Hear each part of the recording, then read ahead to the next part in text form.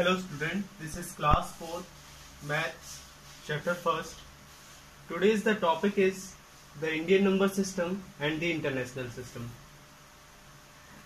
What is Indian number system and what is international system?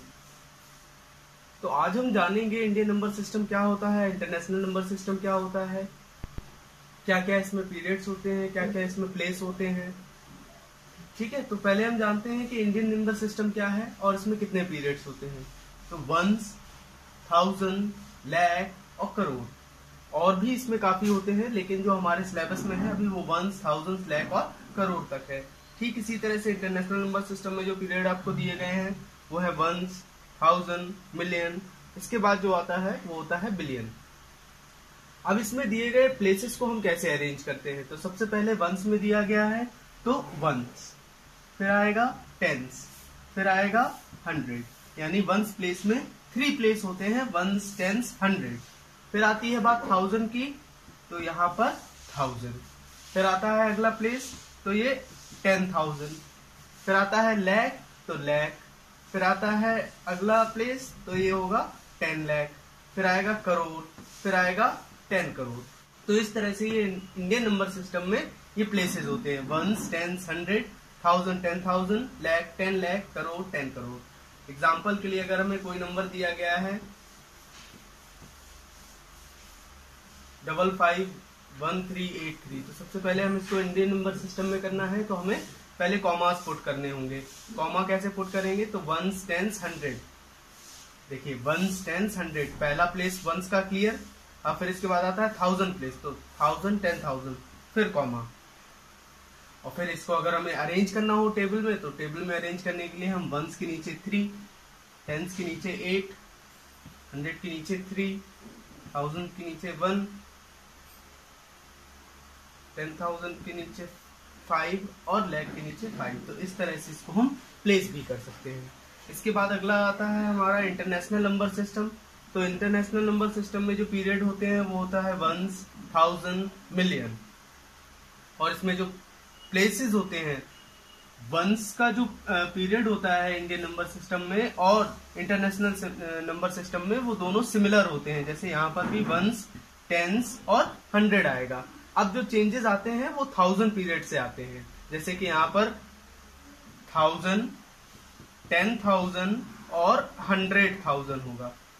फिर इसके बाद million, 10 million और 100 मिलियन।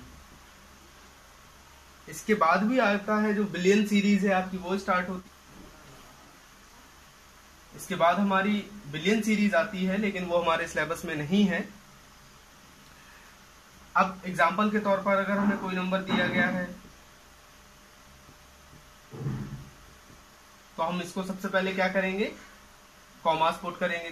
तो वंस, टेंस, हंड्रेड, थाउजेंड, 10,000, 100,000 और फिर मिलियन।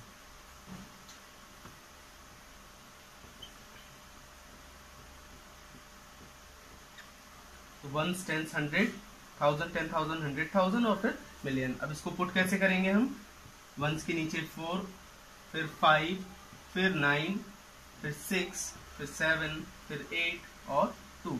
इसको हम इस तरह से पुट कर सकते हैं। This is the next concept, the standard form and the expanded form.